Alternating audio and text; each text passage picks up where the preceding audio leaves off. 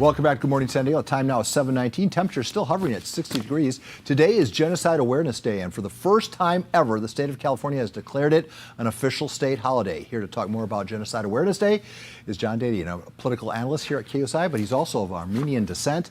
So this day is significant to you, is it not, sir? Huge, huge. Explain why. Well, last year, for the first time, President Biden recognized the genocide, et cetera.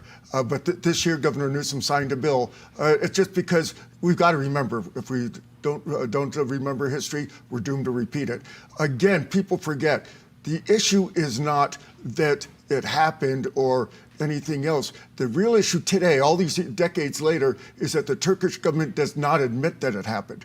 And I use the analogy, what would people do if the German government today says that the Holocaust never happened? So that's why it's significant. Here's a fact, Paul, a lot of people don't know. The term genocide, the term genocide was coined by a Jewish attorney to describe the Armenian genocide in 1950. All right, so not the 6 million, but still over a million, right? Wasn't it like 1.5 million?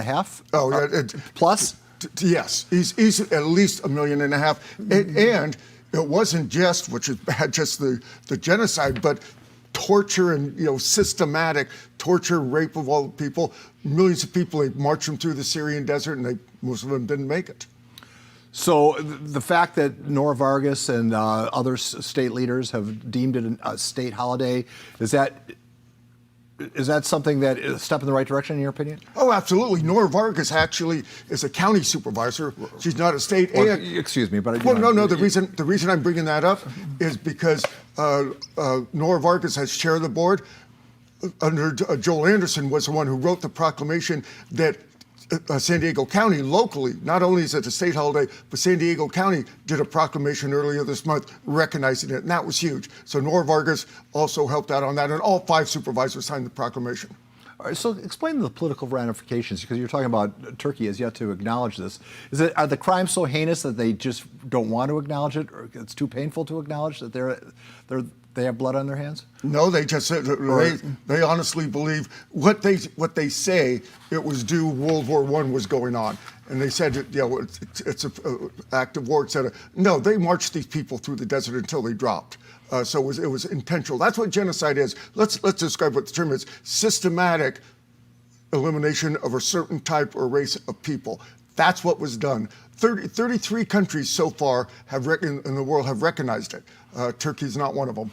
You say we have to learn from our history or we're doomed to repeat it. I would argue that with the anti-Semitism that we're seeing elsewhere in the world, that we seem to be inching back towards repeating the mistakes of World War II even. Well, again, the Armenian massacres and genocide was 1915. Then we have World War II, the Holocaust, et cetera. But since that time, the reason the state is calling this Genocide Awareness Day, it's important to point out, because there have been so many genocides since World War II, in Somalia and everywhere else. But again, for me, the significance is that it's Genocide Awareness Day in California, but the date is always going to be April 24th, which is the memorial anniversary of the Armenian genocide. In reading the notes for this interview, I learned something I didn't know about the Andre Agassi family. Oh. Tell us the story. Andre Agassi, in one of the biography on him, Agassi is not the original family name. Most Armenian names end in IAN. Some of them are pretty long. And his ancestors over there at the time of the massacre, they changed their name so it wouldn't be a giveaway, et cetera. And what they write in Andre Agassi's biography is he says, because they were shooting Armenians for target practice. That's how bad it was.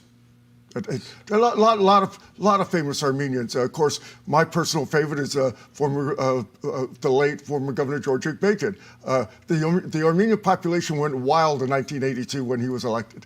So what do you want to see people? Is this something that you want to see also discussed more in schools, or how do we make it even bigger? Again, with all due respect, and not to compare tragedies, but in schools they are taught about the World War II Holocaust. Right. A lot of students don't know about this. Don't even know what an Armenian is. Don't know. And 1.5 million people is a pretty big genocide. So yeah, I absolutely think that we need to get the awareness out, and thank KUSI for featuring this. But that's just crucial important.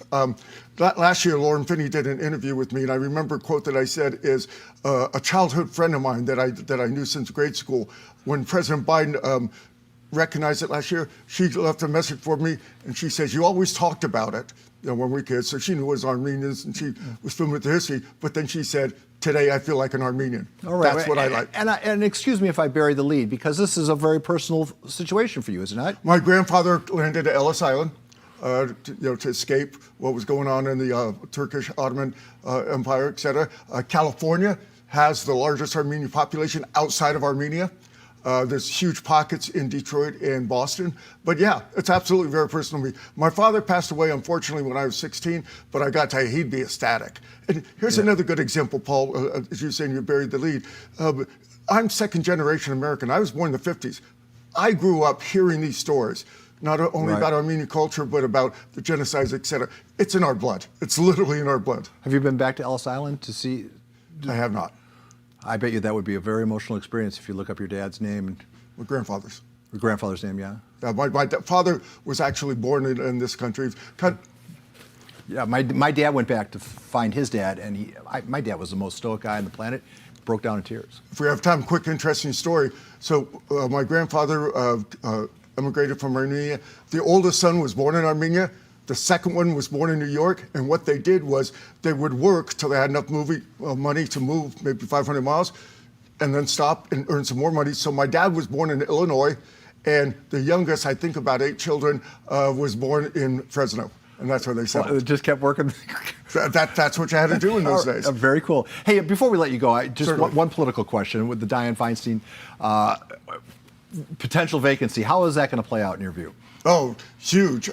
Again, we already knew she wasn't going to run again, so people are running for the office already. But God forbid if something happens to her, then the governor will have the power to appoint to fulfill the remaining term. But puts himself on the hot seat. He's on record saying he's going to nominate an African-American woman, and that's one of the candidates, but he also might nominate someone like himself, could he not? Legally, he could absolutely nominate himself. But again, don't forget, since he's been governor, he's already gotten an appointment to the Senate when Kamala Harris went to the vice presidency, so he might be able to put 2 senators in. Wow. John, thank you for sharing this poignant day with us. Thank you very much. And your insight is always welcome here at KUSI. Thank you. Never forget.